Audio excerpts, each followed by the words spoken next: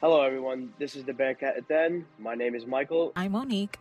And this is your weekly sports podcast covering NBA, WNBA, NFL, MLB, and any other sports leagues. Welcome to this week's episode. Let's get it.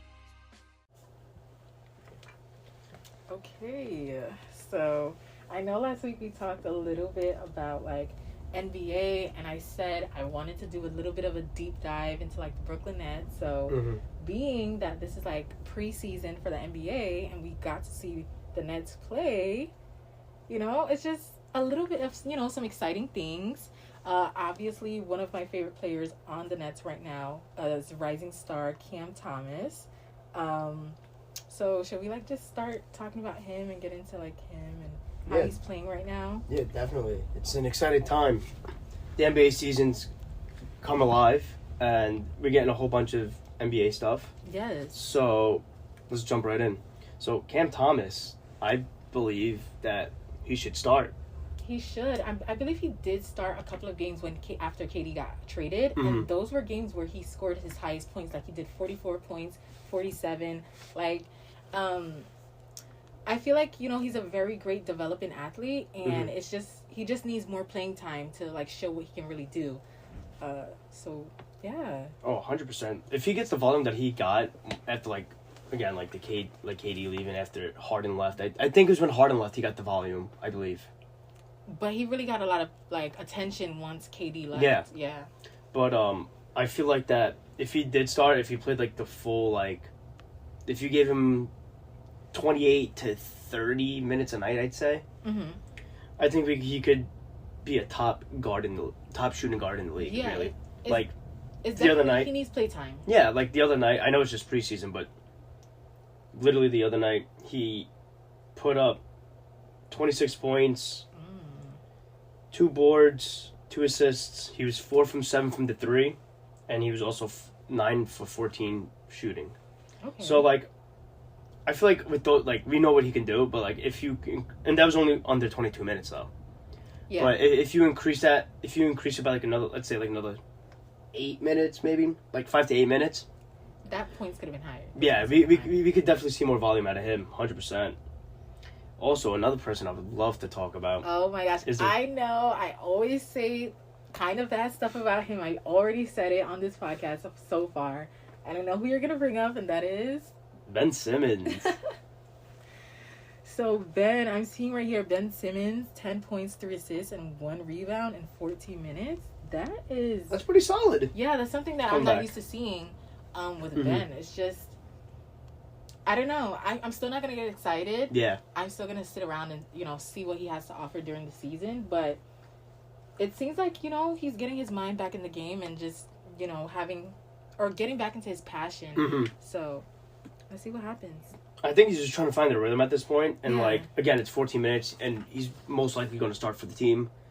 But I feel that this was just a sample size of what he can be. Yes. I know he didn't shoot any threes, but during warm-ups, he was shooting 3 after 3 after 3 after 3 for practicing. So I think we're going to see more of that out of him.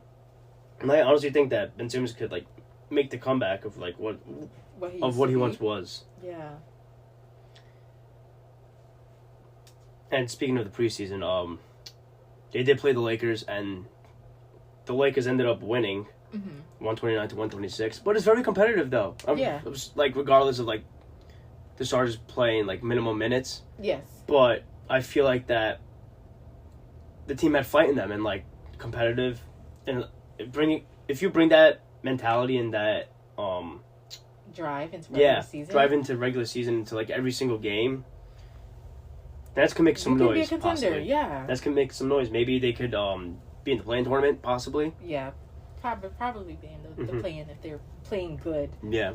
Staying healthy. I know their next game. I'm sorry if I'm butchering this, but it's against Anana, I think. Anana. I'm not sure how it says. Again, sorry if I butchered it. International? Yes, it's an international team. Okay. Normally during the preseason they try to throw in some international teams. I know another team played Barcelona. Yeah. This past weekend, but yeah, it should be an interesting game. I think really just take this preseason to, like, you know, get your last, like, I guess, practices in there and really just try to, like, settle down and just be focused and have that drive and that determination and just go out there and try to win something, please. No, I think it's great that, like, the NBA is expanding, like, playing international teams because there's so many international players now. Yeah, I know So, we did like, talk about that in terms of, like, just sports being, like, this global, you know, phenomenon. Yeah, more diverse. Yeah. And, like, I feel like that it being more international, I feel like the game's changing, obviously. But I think them playing overseas and all that, I think it's good because you learn new play styles, like things you've never seen before. You get used to the habits of, like, kids who are coming into the NBA or people who want to come into the NBA internationally. So, other than that, the Knicks. The Knicks, who made it to the playoffs last year. Yeah, big things. Bigger expectations coming into the season, obviously. You know, these New York teams, please stop disappointing me because, you know, with the Jets and the Giants last year. And this year.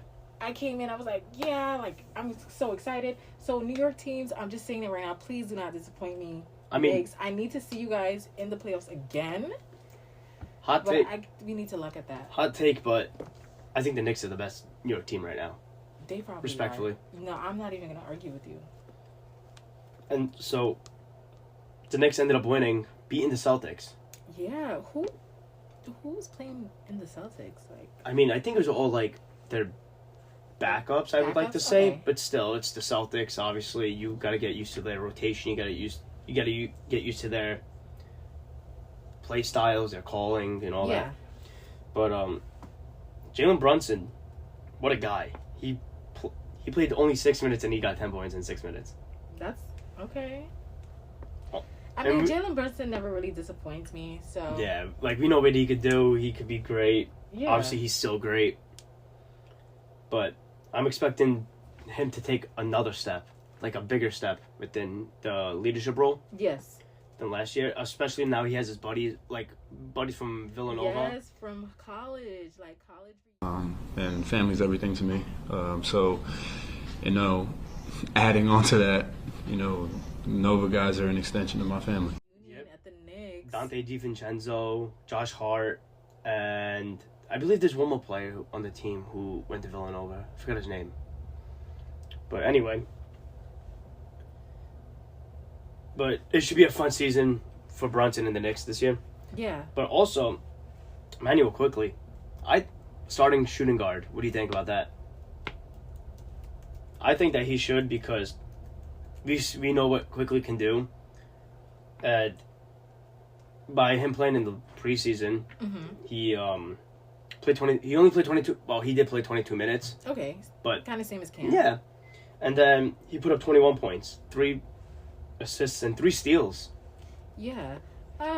Playing both sides of the ball very defensively and offensively. I guess, like, you know, this is preseason, so they're not really playing against, you know, the starting guys. But I say, like, you know, as the season starts, give him some play time, see how he handles himself under the pressure playing against, like, you know, bigger guys, and then just see what happens. But these are not, like, bad stats. These are, like, pretty good for the amount of play time that he had in the preseason. So I guess I'm just excited to see what he brings. Starting, I don't really know. I don't know yet. No, I think he should start, honestly. Like, we saw, like, what he can do, like, before the Brunson era. And he put up great numbers. And then now, during the Brunson era, he could be a nice complementary piece next to Brunson and Julius Randle and Mitch Robinson, too. I think he could, like, he could be a good defensive player on the floor. Yeah. And also producing on the offense, too, when needs the most. Exactly. But, honestly, if everything meshes perfectly, I could see the Knicks being a top 5 seed. This is the game I would want. East. I would want to go to Knicks games. Like, 100%. I would want to go to Knicks games. So I'm really excited to see how they play. I hope they're back in the playoffs this year. Nah, they will be. I feel like. It's just, I'm super excited for the Knicks. So yeah, next game against Timberwolves. When is that game? Apparently it's the 17th. 17? Yeah. Anthony Edwards. I'm just really excited to see how their play styles translate into the regular seasons from FIBA. So No, 100%. there's talent on both sides for the New York Knicks and the Timberwolves. So It should be a good game. should be a good game. Also, speaking of like FIBA with the Olympics, did you see Joel Embiid committed to the USA team? Yeah, Joe. Yeah, And we were just talking about that last episode We were too. talking about it, and I said that I don't think he would have committed. Kawhi Leonard said he'd consider it. James Harden committed. Yeah, I think once all the names are in, maybe I'll run down the list of that. But I mean, let's talk about his reasoning. He said he wanted to do it because I think his son was born in the U.S. and wanted to like honor his son in that way, and that's really beautiful. That's great. The Rams sent second round 2020 pick Van Jefferson to the Atlanta Falcons today in a trade that will only swap 2025 picks. I don't know why Lesney is obsessed with this, but he is. Pretty big week in the NFL this past week. Big week in terms of like injuries, or big week in terms of like just all around. Even like trading injuries in like other games, but like a few names that like have been traded is one of your own. It's Van Jefferson. He got traded to the Falcons. It was for. I don't know why. Like I love Van Jefferson. I mean, I feel like that there was no room for him on the roster because of the emergence of Puka Nacua, Tutu Atwell emerging as well, and then the return of Cooper Kupp. Yeah. There was like nowhere for him on the roster, and not gonna lie to you, when Kupp was down, it was his opportunity to show up, capitalize on it, and he kind of didn't. Yeah, he hate to see it, but hopefully he does a lot better in Atlanta, and hopefully they treat him right. No, I'm sure they will, because like down there they barely have anybody at receiver. It's literally Drake London and Matt Collins, I think. So like I think he could fit the number 2 or 3 role there, depending how they want to play like Collins. Yeah, but I do agree with you. I think once Kupp was out, like looking back at the Rams, like at the beginning of the season, I feel like Van Jefferson really didn't impact a lot of the games. Yeah. If anything, it was Tutu, it was Puka, and it was also Kyron Williams. Yeah. You weren't hearing a lot of. Sometimes it was also Tyler Higbee. You weren't hearing a lot of Van Jefferson, so. You know, it is what it is. You got to do what you got to do. So it's unfortunate, but at the end of the day, it's a business. It is a business. And I also feel bad because his son was born like when he won the Super Bowl. He named his son. Yeah. There's a lot of connection, but like you said, it's a business, and I mean, listen, it gives him go where he's needed. Gives him an opportunity to assert himself and be a superstar player on a different team. Yeah. No, yeah, definitely. And then also we have Chase Claypool traded to the Dolphins. Dolphins received a 7th and Claypool, and the Bears received a 6th. I feel like for the Bears last year, I think, that completely backfired on them. Completely traded for Claypool. Just to give him away for like a 6th. But I feel like that Claypool in Miami is like really not needed. Yeah. Because they're very deep at wide receivers. Already being Tyreek, Waddle, Barrios, Cedric Wilson, Robbie Chosen, Anderson. Unless they play like Claypool at like tight end, maybe, because like I saw some rumors speculating that like they might play him at tight end because he's 6'4", he's a big bod. Okay. So like, because I believe their tight end Smythe right now is not doing anything productive, so like gives him another shot, but I think that would be like the move for him. Yeah. What do you think?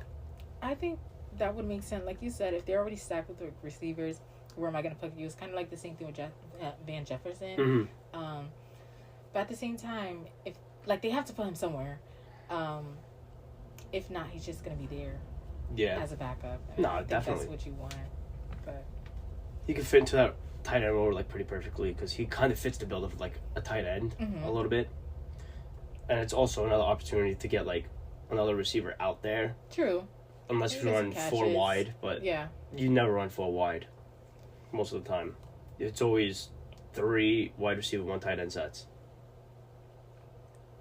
I mean, so far these trades are looking like, they make sense. They're not really like shocking or surprising. Yeah. And then we have one more trade, which is Randy Gregory. He got traded from the Broncos to the 49ers. Wow. I thought it was a waste of a trade. Really? Yeah. Well, I feel like the 49ers don't need anything. Not 100%. The Broncos need a lot. I think the Broncos are going into like a full rebuild mode because I saw something on X saying that they might be having a fire sale on everybody, most likely. A few plays they would like to retain, but still, like, within like the upcoming weeks, we should be seeing a lot of like trades because the trade deadline, I believe, is the week of Thanksgiving, I would like to say. Okay. So, like, obviously, like, this is just the beginning of it, but we're going to talk more about future ones, but still, like, this one's like, I don't see a point in it. Mm-hmm. You already have a deep defensive line room. Yeah. I just kind of don't. I think the reason why they did it is because, like, they saw it for, like, the right price and, like, might as well shoot the shot while it's out there. You know how these leagues get with deadlines. Like, I don't know if you saw the NBA's deadline for trading. Like, that one last season was insane. Yeah. It might be looking like that for the NFL, but I guess we'll see. We'll just keep updated on trades and see what happens. Mm-hmm. Definitely. And then a few injuries happened over the weekend. The sad part of our podcast. Yeah, I'm still a little Debbie Downer. From time to time, we get into all these injuries. I feel like we've gotten over 20 plus injuries. Yeah. So to kick off the injuries, we have Elijah Vera Tucker, Jets right guard / right tackle. Oh. He went down with an Achilles injury in Denver. And he's out for the season? Yes, of course. It's unfortunate that it happened. He went back to Denver. He got injured last year with his bicep or like tricep, whatever it is, and out for the year. And now after this game, Achilles is out. It puts a big question mark at where the Jets are in tackle and O-line because health is a big issue. They're losing like a lot of players to like season-ending injuries. Yeah, it's not even out for like a couple weeks. I mean, listen, we always get the shit end of the stick. Excuse my language, but still. Another injury is TJ Watt. He dislocated his finger and he tore ligaments during the game. Ouch. And he came back in and he still played the game, which is wild. Yeah. I hate when players do that. Normally, and like I saw a report saying that like he needs surgery for like those ligaments, but like they said, reporters said that Watt said he's not doing it. Surgery? He's not doing it. Oh, he's gonna play, which is absolutely it's absolutely insane. But like imagine like popping your finger back into this back into place after dislocating it and like jumping back in and then finding out that like you torn like ligaments and like you need surgery. Yeah, that's insane. That's but also crazy. Maybe you don't really like necessarily feel it because all that adrenaline. Yeah. But afterwards, that's gonna hurt. No, 100%. I'm sure they're taking care of him especially if he wants to play. They're gonna try continue to everything. Play. Yeah. So he's gonna do not even that. He is going to try to do everything in his power to keep his season going, keep his season alive for the Steelers. Considering the 1 seed now in the North, I would like to say. The Steelers are the 1 seed. Interesting. In the North. Which is kind of wild because, like, honestly, you would think that, like, they'd be, like, the worst team in the division, but, like, clearly not. I haven't been thinking about them. Me neither. Like, honestly, you never count out Mike Tomlin, the coach.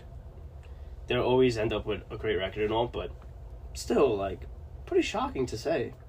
And, like, obviously, if they're making a playoff push, I'm sure why it's not going to sit out especially I would say star rookie running back for the Dolphins, Devon A-Chain, that's how I say it. He's on IR with an MCL injury during practice, but it's unfortunate he's out for 4 games, but yeah, he was pretty well. Kid was off to a very good start. Amazing start. But it's unfortunate it happens, so it's always next man up. But I think Mostert fits in the role perfectly, and we saw it like in the beginning of the season before A-Chain really came about. I think he did a lot for the Dolphins in some of these past games. But hopefully he's back soon. Yeah, so like he's on a short-term IR as of right now, I believe. So that's a minimum 4 games. Okay. So like it's not that bad, but like again, it Still. kills kind of kills like a season a little bit. Yeah. But like that's minimum, and we don't know how he's gonna react when he comes back after those 4 games, or if he's going to practice at all after.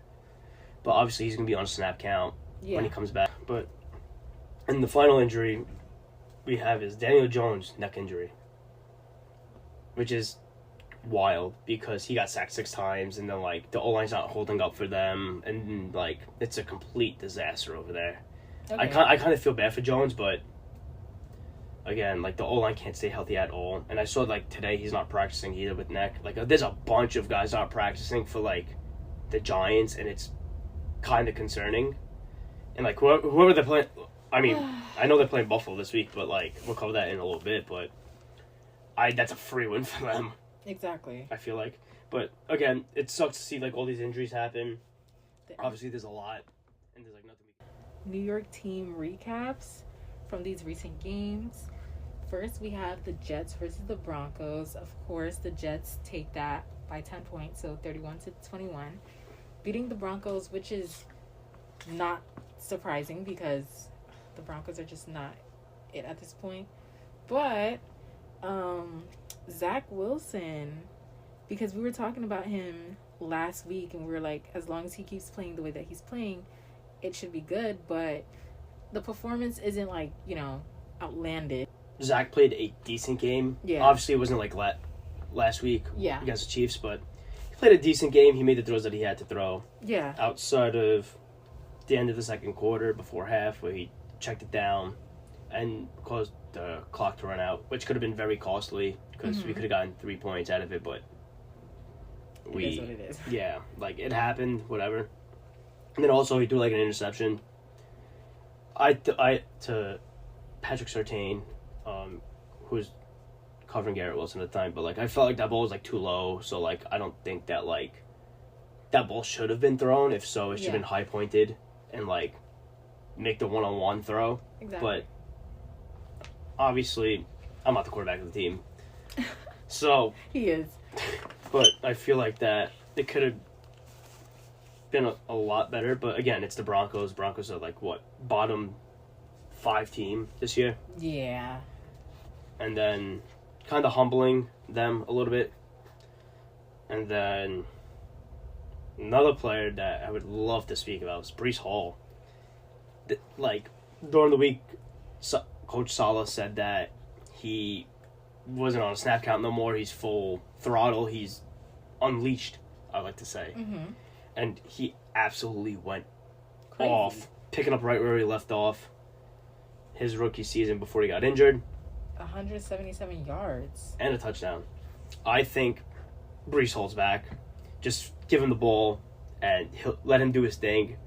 Obviously, I feel like he's the second best player on the field, if not the best. Right. On the offense, outside of Garrett Wilson. But just feed Breece in moments like that. The O-line's holding up very well. For all things considering, their run game has been pretty solid, I'd say, when Breece has the ball in their hands. And yeah.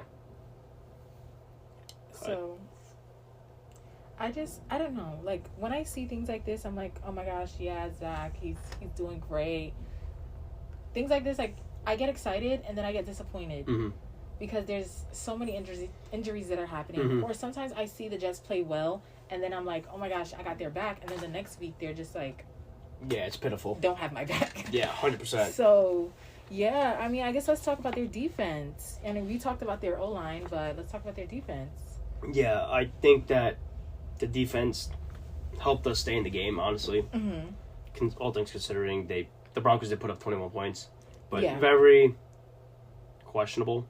Yeah. Not very questionable, but like they're good, like very good. But again, there's some things that could have been better. Obviously, that's with every game. You can't be a perfectionist at the game. But Bryce Hall, not Breece, Bryce Hall, coming up with I'd say, game-winning defensive recovery touchdown, I'd say. Like, the dagger into, like, solidifying the Jets' victory. Yeah. I feel like. Which is big because DJ Reed, cornerback 2, is out because he was on concussion protocol.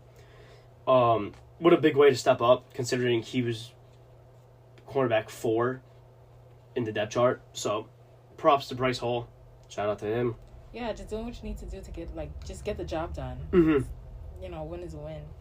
No, exactly. So you have the Giants versus the Dolphins, and like I said last week, I said they were gonna lose. Didn't I say last week that they were gonna get blown out, the Giants? Yeah, I did. I think you did. But I mean that was expected. They're playing against the Dolphins. The Dolphins have been doing really well this season, so this was not a shocker for me. I did say they were gonna get beat by a lot more, but I think it's about right. When we're looking at their offensive line, and how can I say horrible? Yeah. How horrible they're playing, especially when you're looking at the stats. How are you letting your quarterback get sacked? I mean, multiple times. Like, where's the protection? I mean, I know that like most of their O-line's like injured at the moment, but like, it's always next man up. Yeah. And like you play, like, it's your last game. Yeah, so you like play, that's your time to stand up. Yeah, like you play dominant, but I feel like that again, and like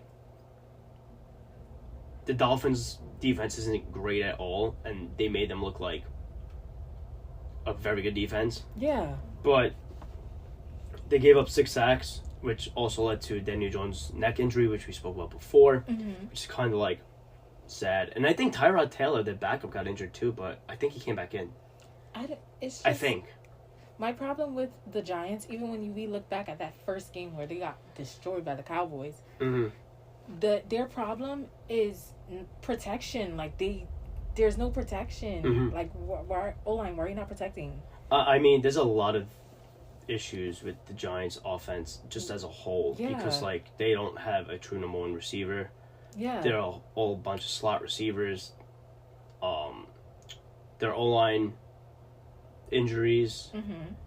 The only good side out of it is like Darren Waller, but like he's injured. Barkley's injured. Like I feel like that these people get injured, especially like this injury, because they're not being protected. No, yeah, 100%. Like Giants got to make moves on the O-line. I know that today they. If you need a trade, send in some trades, because. I know that today they,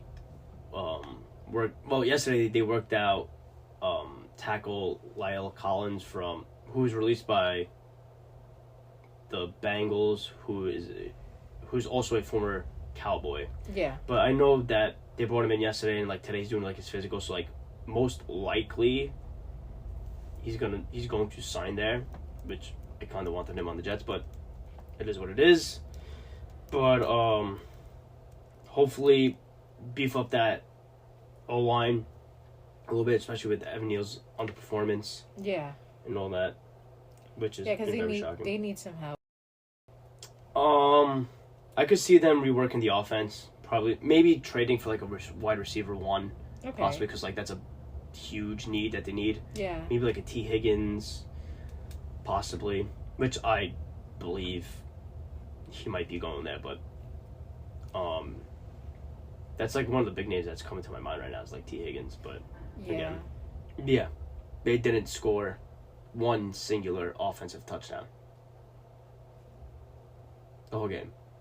It's been the only touchdown that they had. Defense, like. Yeah, the only touchdown that they had was a pick 6 from Jason Pinnock, former Jet. Shout out to him. Oh my goodness. But again, if you're not you can't produce on offense if you have no protection. If you have all slot receivers and like your main guy is a tight end. Like, obviously it works in Kansas City again because it's Kelsey Mahomes. Yeah. And Andy Reid underneath their head coaching, but still, you can't do that with Daniel Jones. I feel like that the whole situation there is like brutal with Jones, but it's the Giants. And speaking of talking about their defense, they gave up 182 yards rushing total and 308 yards passing total, which is absurd. Obviously, like we know, like A-Chain and like Moser are like a good running back duo. Yeah. But like but with that D-line that you have, like Dexter Lawrence, Thibodeau, Ojulari, like I expected them to be like better, honestly. Way better. Like, it happens. Hopefully they can regather everything and like go into next week like. Right now it's looking like both sides are crumbling. Yeah. Time for our pick'em segment. Yeah, definitely. So this week New York Jets are playing the Eagles. What do you think about that? I got the Eagles. No further comments. No further comments. Surprisingly, I might say the Jets for this one because like the Eagles have not been the same offensively. So I think like our defense could hold their offense. You think they could just like, keep up a little? You're looking like a little bit of like a 3-point win maybe? Yeah. But like I feel like this has to be a game like the Chiefs game. Like Okay. Zach Wilson has to play well, defense has to play very well. And Yeah. like you gotta game plan that way. So like I feel like that it would happen that way by like a game winning field goal. But it's gonna be a good game, I feel like. Jets coming off the win against Denver. Nothing to brag about beating Denver, but again, momentum going into the game. Obviously, Eagles are 5-0 and they're like one of the best teams in the NFL, if not the best team behind the 49ers, but maybe we give them the first loss, get them off the high horse. Never know. Again, it's the NFL, you never know. Yeah, you never know. Hopping into the next one, we have the New York Giants versus the Bills. I'll jump right into that one. I'll say that the Bills win that game. Yeah, same. Like I said before, it's basically a free win for the Bills. It is a free win. The Giants they're just all over the place right now, so it's kind of like come in there and win. Yeah, 100%. Like, the Bills lost last week to the Jaguars in London. Obviously, I feel like the Jaguars had more of an advantage because of they were there for back-to-back weeks. Yeah. So, like, obviously they got used to everything, like time zones, like fields and everything. Yeah. And the Bills just came in, like, during the week and did what they had to do, or, like, tried to do what they had to do, but... Yeah, but I'm pretty sure the Bills also had won the week before that. Yeah. So, yeah, I think the Bills take this one. We don't have it on here, but I'm just going to say the Rams. The Rams are playing the Cardinals on Sunday, and I have the Rams winning that game. No further comment. Cooper Kupp is back, which is really exciting. Maybe I'll talk about him a little bit more next episode. So yeah, you have Cooper Kupp, you have Puka Nacua, you have Tutu Atwell. Hopefully Matthew Stafford is feeling a little bit better. Should be a fun game. So I agree with you. I do have the Rams winning that game as well. Obviously, with the acquisition of Cooper Kupp being back from injury. Yeah. He went off last week. So did Puka Nacua. Great complementary to each other. Stafford obviously putting the ball where it needs to be. Mm-hmm. And I feel like that the Rams defense could make some noise to the Cardinals offense because of their O-line being iffy. But again, Joshua Dobbs is pretty good, so like again, I wouldn't count them out. It's gonna be a close game, I feel like. Okay. But I do think that the Rams take it slightly over the Cardinals. The Rams are a very mediocre team. They're very in the middle right now. I wouldn't say mediocre. I'd say they're like kind of mid. Right. They're very in the middle right now. Yeah.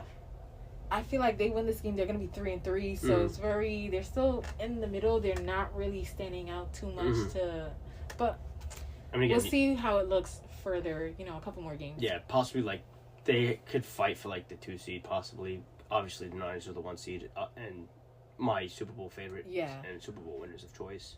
We gotta see how they play against the Seahawks again. Yeah, 100%. Great game. Yeah. And that's a wrap. Thank you for listening to this week's episode. Make sure you tune in next week for more. Bye. Later.